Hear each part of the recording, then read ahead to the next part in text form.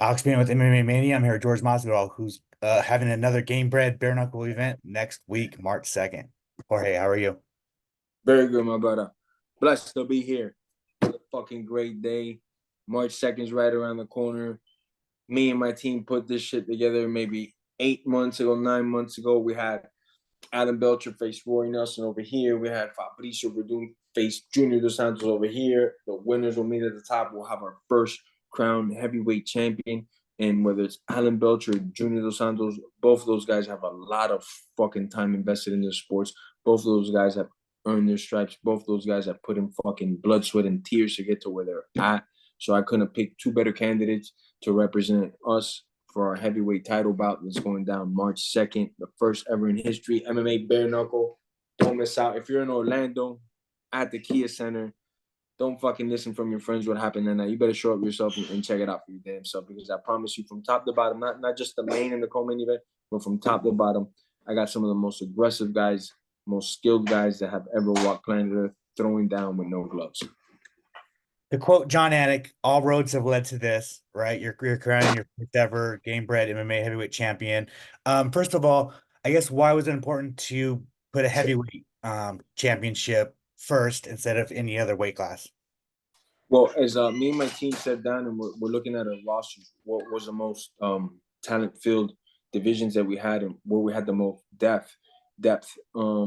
Heavyweight stuck out, and it kept sticking out as we kept getting more guys signed and more guys signed. It was like, man, I think we should throw down our first heavyweight championship.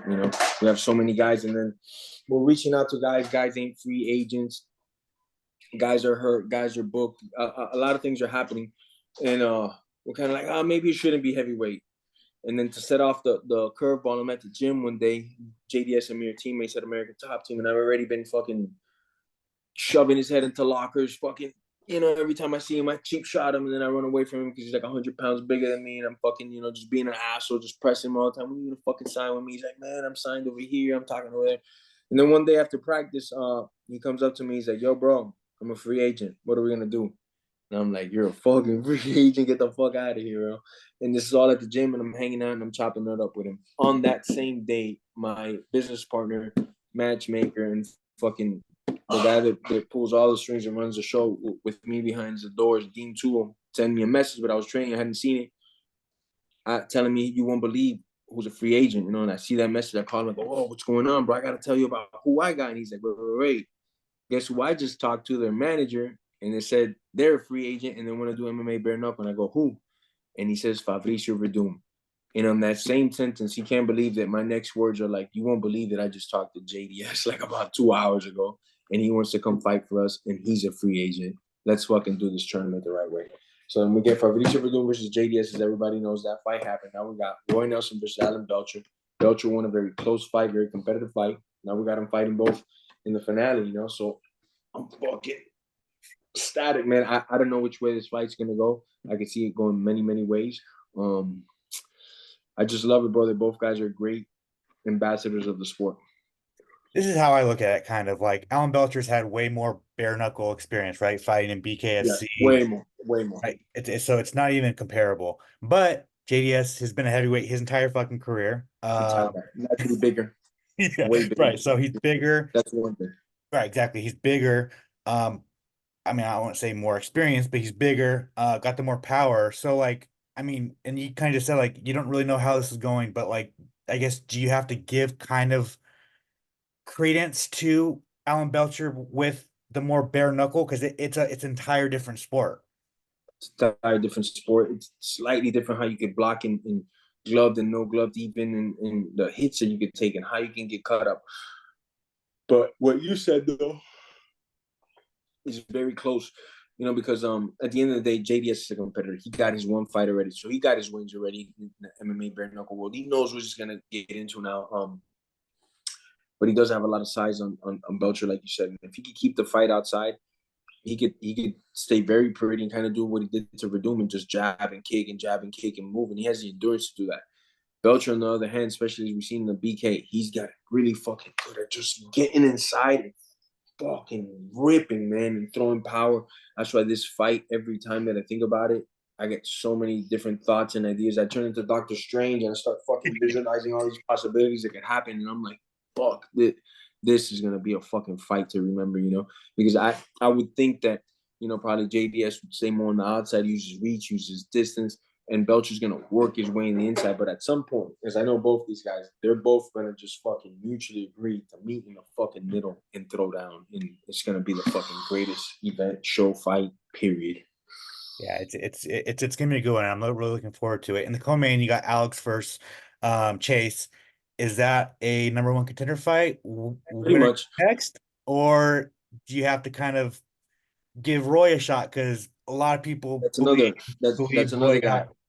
Roy got robbed, right? So A lot of people believe that Roy got the nod. Roy has a fucking amazing fight with Kleckler that was amazing. Ended up in one of the most brutal knockouts I've seen in a while. Roy's definitely in the mix. Roy Nelson versus the winner of Alex Nicholson versus Chase Sherman definitely sounds like the number one contender. Or do we just let one of these guys go because they got put on such a spectacular performance?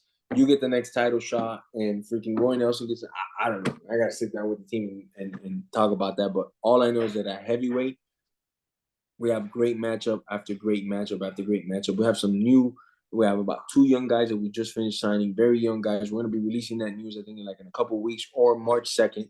We'll be releasing actually who we just signed, and it's going to be more heavyweights to the fucking to the game. More names that we're going to bring that are going to break waves. And that's all I'm trying to do. Every time I sign one of these guys, I want everybody from the reporters and the fans just going absolutely nuts. Like, how did they get this guy to fucking go bare knuckle? Fucking madness. And also another thing I want to say, with our views alone, we are like the number 2 promotion in the game by far. Now we're not competing with the UFC because it's a different sport. They got gloves on, we got no gloves. But our Junior Dos Santos versus Fabricio Verdum in just 5 hours, we pulled over 1 million views in just 5 hours. That was just our second show that we had done. That's more than Bellator, PFL. I don't know what other show you want to throw in there combined. I'm talking about combined. We're not a network TV. I don't have no huge investments, no nothing like that. This is all grassroots, organic, homegrown. We're making it work. When these things start to rise more, we start to get more investors and more views. I mean, I'm gonna put on one show every fucking month of pure, absolute, utter violence because it's the most violent show in the world. It's coming to you March 2nd, Kia Center, Orlando. Don't fucking tell me you're going to the fucking theme park March 2nd. You motherfuckers better be just at Kia Center watching these fucking historic animals throw down with no gloves.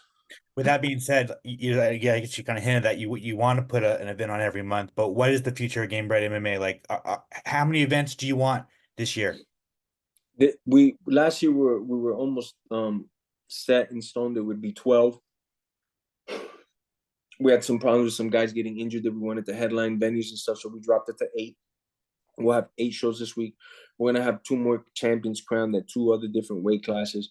I'm looking in between 70 and 185 and 135 and 145. So out of those 4 weights, 2 will get chosen that will have the deepest talent pool, and obviously guys that are healthy and can compete. And we're gonna definitely do that. So I would like to end this year with 3 champions and and a shitload of views, man. That's something that we're trying to break every time is just get more views in the last show and more views. The comments, the feedback that I get after every show, I hang out about 20, 30 minutes just taking pictures, talking to the fans. I mean, obviously nobody's gonna say it to my face either, but the reaction that I get from people is fucking amazing, man. I just love it, man. People tell me this is the first time I ever go to a bare knuckle show, and I will never miss another one. I will never miss a fight, whether it's live or I have to watch it on TV. I'll never miss another bare knuckle show. This was one of the best experiences I ever had, and that to me is like everything, man. I want everybody leaving there with the same. I don't know which one was fight of the night because they were all so fucking good and so fucking violent. And people just go there and could, for 3-4 hours, just forget about everything, just fucking concentrate on this event. So the question is, when you come into Vegas with bare knuckle MMA, bro? Vegas. Oh, we're going to Vegas. Hopefully next year. I doubt it'll be this year. We got a lot of legal hurdles to still jump in Vegas. A couple of things got to get squared up, but it's coming. So 100%, we'll end up there at some point. And then the rest of the card, I mean, it's fun fights up and down the card. Jesse Ronson, Brandon Jenkins, TJ Brown, Rat Garbage, Carl Robinson's making Rat his garbage. return. His Um, name. Let me for the people just hearing rat garbage. Yeah, we got a guy with his nickname Rat Garbage, but this guy's not garbage or a fucking rat. This guy could fucking fight. I don't know who picked this fucking nickname. Don't ask me. But this motherfucker can fight, bro. Okay, don't fucking let the name throw you off. That motherfucker can fight, bro. That it's gonna be a fucking great fight. That could be, a lot of the people on the team are picking them fight tonight. We also got Andrew Kawani on the fucking card. Fucking great striker, great Muay Thai, fucking assassin with the fist. We got some fucking killers lined up, man. And from what I hear, they're all healthy, they're all ready to go. I just can't wait, man. is there one fight on there that you're keeping your eye on the most, or are they all just kind of just bangers? I we did a lot of work sitting down in this card. We were able to pull a lot of guys that had also fought already for us bare knuckle, which is something that we love already. You not every gloved fighter is going to be a great bare knuckle fighter. That's not to diss them or anything like that, but it's just the way the cookie crumbles. So we like to go the guys that have already come in bare knuckle and stood out, and liked it. So from top to bottom, this card, I mean, we went to work on it and making sure that we got killers versus killers. But I think Alex Nichols and Chase Sherman is probably going to steal a lot of fucking views and headlines. That fight, I just don't see it going to decision. I don't see it being like a slow pace fight. I don't see it being like one of those like nice technical fights. No, I see these guys and they both have crazy good technique and they know both what they're doing very well in there. But I know both of them very well. They're both from Florida and those guys are dogs that bite. As soon as they get in there and the fucking leather starts to fly, those guys only know one thing when it's fucking sink or swim. Those guys are fucking coming at me, man. So I think that one might steal the fight of the night honors. I wouldn't doubt it. Couple things outside of your event, man. I want to get your thoughts on. UFC 298 went down on Saturday. Ilya Topuria knocked out Volkanovski. What were your thoughts on that, bro? Love Volkanovski. I think he's one of the greatest fighters that ever fucking lived. Fucking amazing stud, amazing. Truly war-rounded fighter that could do it all inside of the ring. Fucking great person. Outside of the ring, great fucking person. Ilya, obviously, I've known him for a while. I've been talking about Ilya for a while, that he'd be a champion one day. Now the day has come. I've been saying it for a while. This guy's fucking talented and good. I didn't even think that he was going to do Volkanovski like that. And I'm a fucking fan of Ilya, bro. I love this motherfucker, man. Just hats off to him. What a fucking performance, man. Volk is a fucking monster. You gotta understand, like, Volk is a monster, bro. He can just about do it all and very fucking good at a high level. That Ilya was able to dismiss him like that fucking shows a lot. Do I want to see a rematch? Yeah, of course. Volk deserves it. Volk definitely deserves a rematch. I I think though that Ilya is just a bad style from. I don't really see him being able to take down Ilya and wear him out and control him. And I don't see that understand that it would favor him. Even though that I know he's coming off that loss against Islam where he got kicked, and that could always play in the factors. I just think that from the guys who are at the top five, Ilya's like a tough matchup for him. Easily Russell back into him fairly well. And I think that makes a big thing. And then Ilya has the power to catch any one of these guys and fucking put the lights out. I've been spreading my Ilya propaganda just by saying like he's the next international superstar, and I say this because he fights well, he looks good, he speaks four languages, speaks English. Well, I mean, do you agree? Like this guy's the next guy? yeah. No, he definitely has it. He's been the next guy now with the belt. It's like what could you say now? Oh no, because he hasn't fought. He's literally fought everybody and he has a fucking belt. So it's just a matter of the UFC now wants to fucking push him, and brand this guy. Like what you said, he has all the qualities. He's a fucking hell of a fighter, man. And he speaks all these languages. He speaks English and Spanish. What more do you need? There's some massive markets right there alone. So I think this dude could really fucking could break the internet. Um, I haven't talked to you since your old pal Colby Covington put on a shit performance at UFC 296. So, what were your thoughts on that? I fucking, to be honest with you, bro, I didn't see it, bro. I was fucking smoke some weed, jump some weed, you know what I'm saying? Dog, fuck about them boys, bro. I'm retired, man. I don't give a fuck about that. Obviously, I hear what happened. People told me, and I saw some highlights, and people were sending me shit on my phone. It's like, worst fight I've ever seen. Kobe straight garbage. And it's like, I mean, that's what he does, bro. He puts on the worst performance constantly he can. If he's not hugging somebody to death as tight as he can, he's calling the cops on them, so whatever. Um, a guy who fought lost Saturday, Ian Gary's called out Colby Covington and said that he wants to rid the UFC of Colby. He promises he wants to knock the mouth off of him. Like, if he gets that fight, do you think he will do good on his trash talk? Huh? I I would hope that I would hope I'd be begging that he fucking like fracture Kobe's jaw that he can never speak again, no matter what medical procedure would happen after. He could just never talk, and that'd be amazing. But I don't know how good Ian's wrestling is because hate him or not, I can't stand Kobe, but his grappling is pretty fairly decent, and he could just keep doing the same fucking thing, hugging your leg, hugging your chest, and just not throw a shot, but just stay on you, fucking hugging you and smelling your armpit, and that gets a lot of decisions for some reason, So I haven't seen Ian's fights too many, and I haven't seen him in wrestling scrambles too much, so I don't know if he could wrestle back in them, but I would sure hope that he would love to see a fucking knee just slice Kobe's face right off.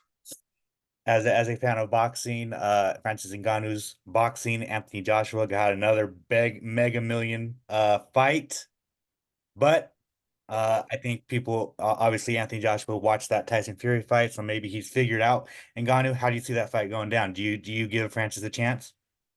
Definitely give Francis a chance a lot more with Anthony Joshua, I think, in a way. Though at the same time, these guys, man, they're just fucking weird. Like they were hit. Anthony and his promoter were dissing Ngannou, like, oh fuck this guy, he's not a boxer, we're boxers, and now all of a sudden you want to fucking fight him. I think part of it is also they wanted to see what he could do, and they got to see it against Tyson. Now we got a blueprint on this guy. Let's copy this. Let's see what he does. Let's fucking work on that. So I kind of see it like, bro, the guy's already coming into your sport, and you don't want to fucking face him, on the first one. Now they want to. And Anthony's not the most exciting of fighters, to be honest with you. He's actually out of the top 4 or 5 heavyweights right now. He's probably the most fucking boring one to watch, honestly. Great athlete, has a great record, but I'm not like ecstatic to ever watch Anthony Joshua fight because it's not a fight. It's like a fucking jab and run thing. I think I don't know. I think in the world of boxing, he could just maybe not. I don't think he'll stop Ngannou, but I think he could just make it fucking rather boring. Just jab and move, jab and move, jab and move, and not really try to make it a fucking fight. That's his job to an extent. Ngannou has a big hill though, and something that I take my hat off to Ngannou is that he's literally going off the deep end every time. He fought the best heavyweight of the last 20, 30 years in Tyson Fury. Took him the decision. A lot of people thought he won. Dropped the motherfucking heavyweight champion on his fucking ass. Like, the fuck? It's And crazy. instead of getting like a fight that he could win against one of these influencers or somebody else that he could fight, he goes and fights fucking Anthony Joshua, the second best or third best fucking heavyweight out there. Yeah. Yeah. Insane. All right. Thank you so much for your time, man. I really appreciate it. I will give you the last word. Tell these people why they gotta tune in next Saturday for Gamebred MMA, Gamebred Bare Knuckle MMA. The reason why you got to tune in next Saturday is because March 2nd, the most violent show on earth comes back with our first heavyweight title on the line. Bare Knuckle, Junior Dos Santos versus Alan Belcher in the co-main event. We got motherfucking Alex Nicholson versus the Gorilla Vanilla, Chase Sherman. Those fights right there alone are going to be packed from the start of the card to the co-main event. It's also going to be packed. We got such fucking killers, great people. So if you're in the Orlando area, you got to show up. And if you're not in the Orlando area, even easier. All you got to do is go on YouTube and fucking watch that thing for free. Drop a comment, drop a repost, a share, all that stuff. But the fights are for free because I want the whole world to catch notice of this. I want everybody to see MMA bare knuckle is like nothing else out there in the world. And we're granting the best fucking free agents, the best talent that we can, the best up and coming guys that we can to take these gloves off and go to war. So please enjoy.